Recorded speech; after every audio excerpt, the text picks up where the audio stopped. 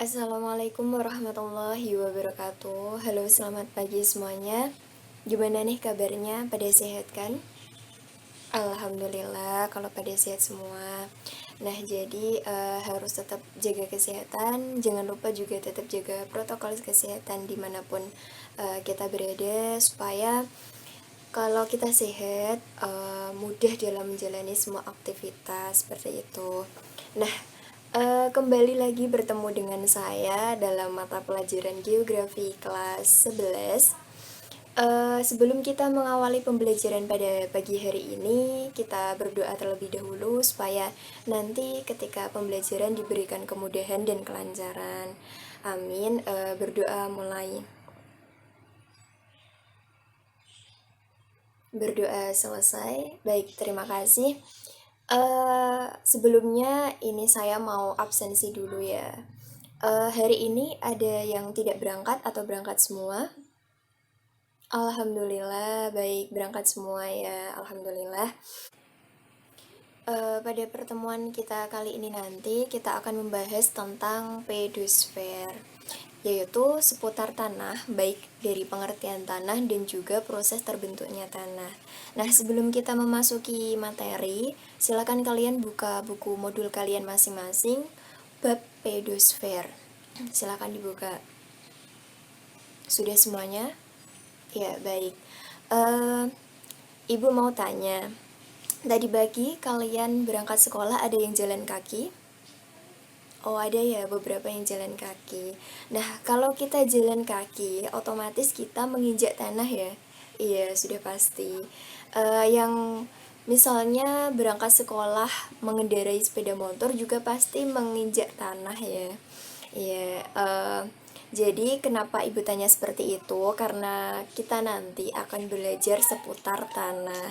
Nah, pasti kita dalam kehidupan sehari-hari pasti berinteraksi dengan yang namanya tanah, baik menginjak tanah ataupun kalau kita mau menanam sesuatu pasti juga menggunakan tanah. Nah, menurut kalian apa sih tanah itu? Definisi tanah itu sendiri menurut kalian gimana sih? Ada yang mau jawab? Silahkan. Oh, belum ada ya, masih bingung. Oke, Ibu maklumi. Jadi, mungkin kalian semua sudah tahu apa itu tanah, bentuknya seperti apa, itu sudah tahu ya.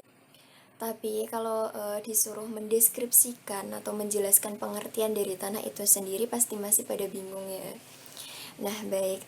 Kali ini nanti saya akan menayangkan materi berupa PowerPoint yang sudah saya buat, yaitu seputar pedosfer. Nah, nanti selain kalian menyimak materi yang saya tayangkan, kalian juga bisa menyimak materi yang ada pada buku modul kalian masing-masing. Nah, baik, langsung saja kita simak materi PowerPoint berikut ini ya. Oke, sudah terlihat ya PowerPoint yang saya tampilkan. Apakah tulisannya sudah bisa dibaca dengan jelas? Oke, baik.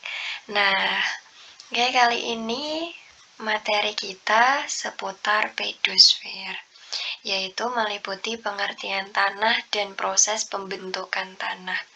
Oke, langsung saja. Nah, kita masuk di pengertian pedosfer dan pengertian tanah. Oke, kita bahas pedosfer terlebih dahulu ya. Nah, pedosfer ini sendiri adalah lapisan paling atas dari permukaan bumi tempat berlangsungnya proses pembentukan tanah. Jadi, lapisan paling atas dari permukaan bumi. Nah, ini masuk ke definisi tanah. Jadi, tanah itu sendiri adalah suatu wujud alam yang terbentuk dari campuran hasil pelapukan batuan, yaitu anorganik, organik, air, dan udara yang menempati bagian paling penting dari litosfer. Jadi, tanah itu adalah suatu wujud alam yang terbentuk dari campuran ini tadi ya. Oke. Kita masuk ke proses pembentukan tanah. Nah, jadi dalam proses terbentuknya tanah ada 4 tahap. Yang pertama, soil begins to form. Yang kedua, simple organism. Yang ketiga, horizon form. Yang keempat, ada well-developed soil. Nah, untuk penjelasannya kita lanjut ke slide selanjutnya. Oke, ini tadi adalah penjelasan dari gambar tadi. Yang pertama, tahap pertama yaitu batuan yang tersingkap ke permukaan bumi akan berinteraksi secara langsung dengan atmosfer dan hidrosfer. Pada tahap ini, lingkungan memberi pengaruh terhadap kondisi fisik. Berinteraksinya batuan dengan atmosfer dan hidrosfer memicu terjadinya pelapukan kimiawi. Nah, yang perlu digarisbawahi yaitu ini, berinteraksinya batuan dengan atmosfer dan hidrosfer memicu terjadinya pelapukan kimiawi. Kita kembali ke gambarnya. Oke, nah ini tadi ya. Jadi awal mula terbentuknya tanah itu batuan berinteraksi dengan hidrosfer berupa air atau hujan dan berinteraksi dengan atmosfer berupa udara. Jadi seperti ini ya. Nah, interaksi ini menyebabkan pelapukan kimia. Jadi ini batuannya mulai retak. Oke, lanjut ke tahap kedua yaitu setelah mengalami pelapukan tadi, bagian batuan yang lapuk akan menjadi lunak. Lalu air masuk ke dalam batuan sehingga terjadi pelapukan lebih mendalam. Pada tahap ini, di lapisan permukaan batuan telah ditumbuhi calon makhluk hidup. Oke, kembali lagi ke gambar. Nah, jadi setelah berinteraksi dengan ini dan terjadi lapukan kimia, nah ini lapukannya, batuannya sudah mulai lapuk ya, dan di atasnya ini sudah mulai ditumbuhi calon-calon tumbuhan hidup seperti itu. Kita lanjut ke tahap yang ketiga. Nah, pada tahap ketiga ini, batuan mulai ditumbuhi tumbuhan perintis atau tumbuhan yang sudah ada akarnya.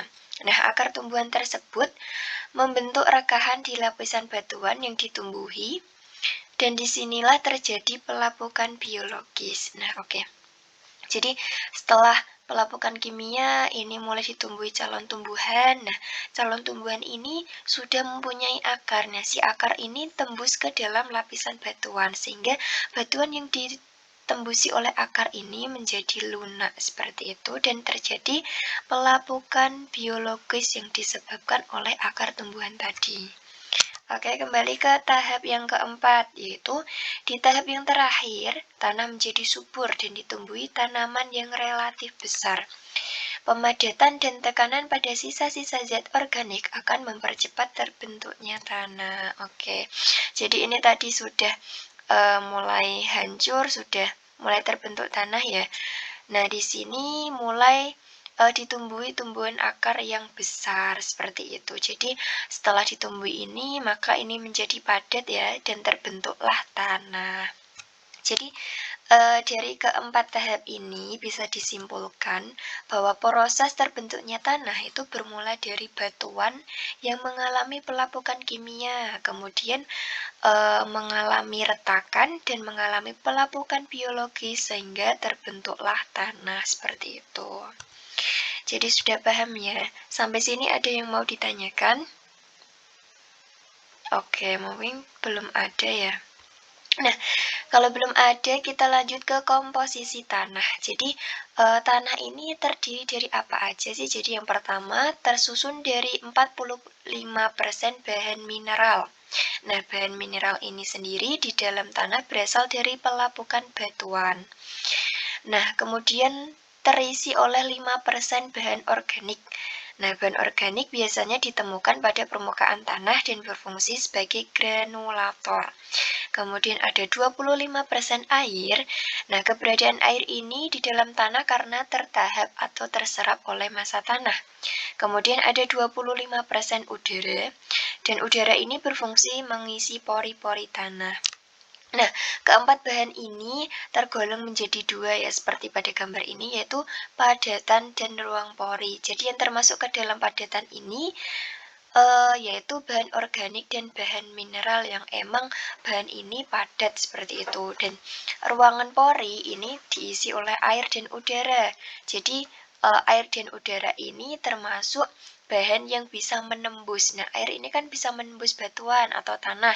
Udara juga sama, bisa menembus batuan atau tanah sehingga termasuk ke dalam ruang pori seperti itu. Ada yang mau ditanyakan lagi?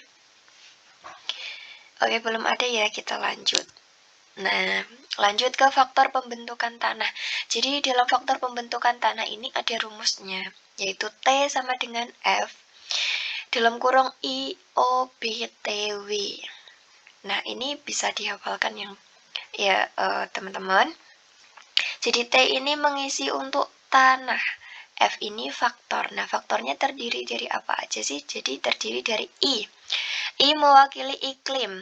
Nah, iklim ini terdiri dari curah hujan dan suhu.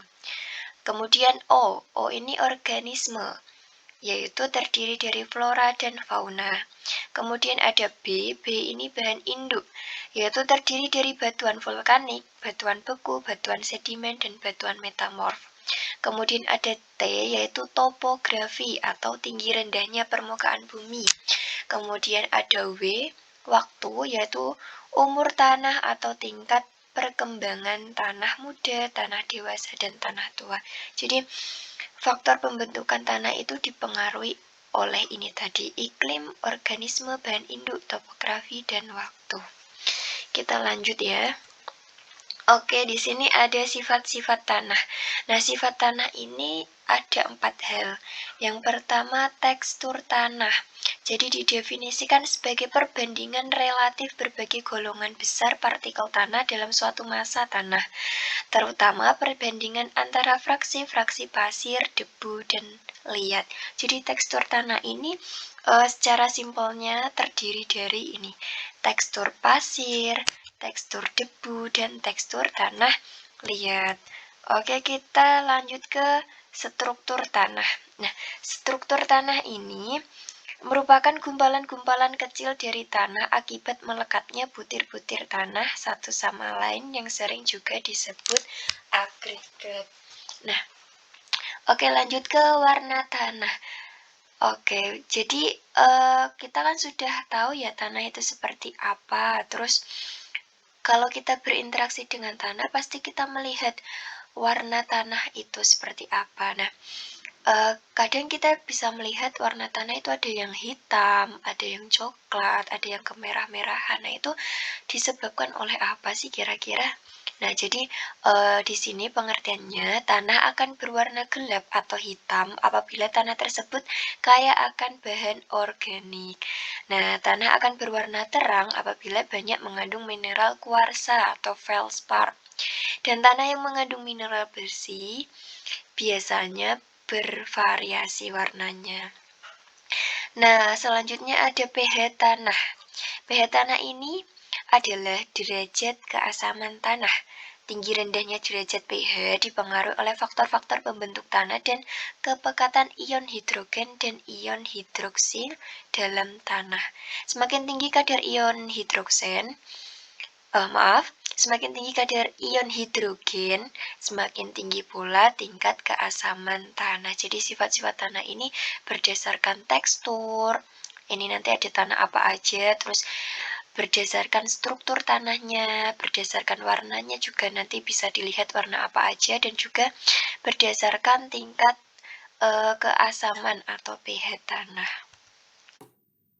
Oke, itu tadi materi PPT mengenai pedosfer. Tadi terdiri dari pengertian pedosfer itu sendiri, kemudian ada pengertian dari tanah, proses pembentukan tanah, ada komposisi tanah dan juga sifat-sifat tanah. Nah, sampai di sini kira-kira ada yang mau ditanyakan? Atau ada yang mau memberi tanggapan nih seputar tanah? Silakan, ayo. Kalau ada yang masih bingung, bisa ditanyakan sekarang. Iya, silahkan Mbak Sinta, mau tanya apa?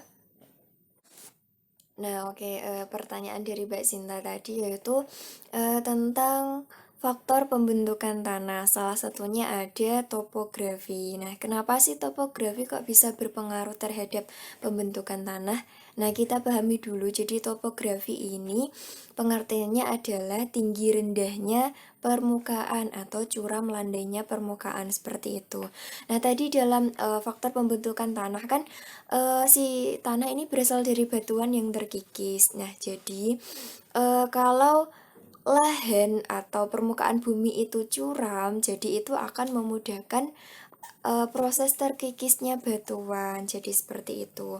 Makanya kalau lahannya lereng atau curam itu memudahkan terkikisnya batuan, sedangkan kalau lahan atau permukaan buminya landai itu rada susah seperti itu ya. Makanya bisa berpengaruh terhadap proses pembentukan tanah. Bisa dipahami Mbak Sinta? Atau yang lain bisa dipahami ya? Oke, baik. Ada yang mau ditanyakan lagi? Silahkan. Oke, sepertinya tidak ada ya. Sepertinya sudah paham semua. Alhamdulillah, baik. Nah, untuk pertemuan kali ini mungkin segitu dulu materinya.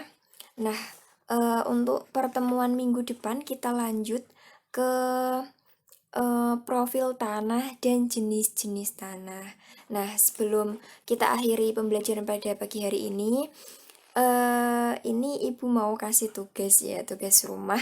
Jadi kalian nanti mencari gambar bentuk-bentuk struktur tanah baik di internet ataupun di sumber lain, dari buku juga boleh.